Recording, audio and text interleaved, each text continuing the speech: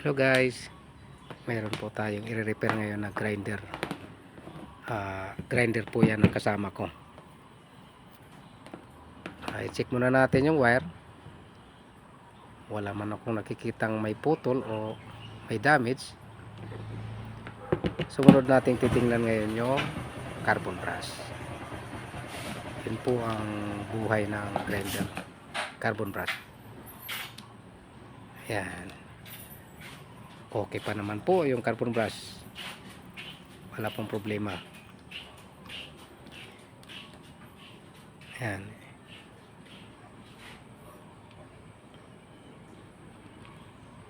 Okay pa naman.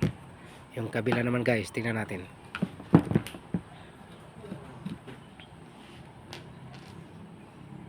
Ayun, wala po palang carbon brush yung kabila, kaya naman po pala ayaw umandar. Pero sabi niya nilagyan niya raw ng bagong carbon brush. Yan guys, medyo nakakita ko ng luma na carbon brush, pero hindi po kanyang carbon brush yan, kaya kailangan ko pong gawa ng paraan. Lilitan mo kasi hindi po magkasya, kasi masyadong maliit po yung carbon brush niya. Ayan, gano'n lang po ang technique pag halimbawa bumili po kayo ng carbon brush na malaki. Yan guys, gagawan din natin ng spring na bago, kasi wala pong spring. Kailangan po may spring na medyo maliit, kasi hindi po magkakasya doon sa housing nya. Kaya kailangan po natin kumuha ng bagong spring na maliit din. Ayun. Ayan guys, kakabit na po natin yung spring nya. Puro lahat yan DIY para lang po gumana. Ganyan lang guys ang diskarte. Halimbawa guys, medyo malaki yung carbon brush na nabili nyo, hindi kasukat, nililiha lang po yan, tapos pinuputulan kung medyo mahaba.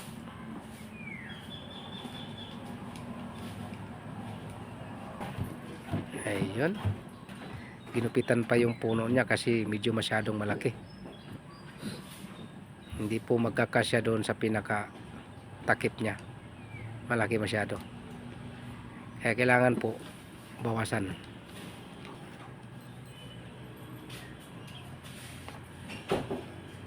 Ayun,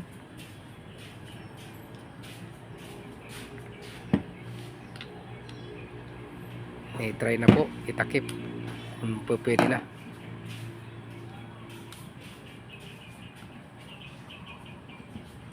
Okay, pumasok na.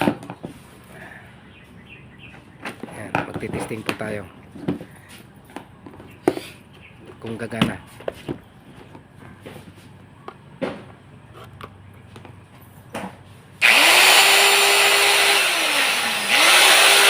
Ayun, gumana na.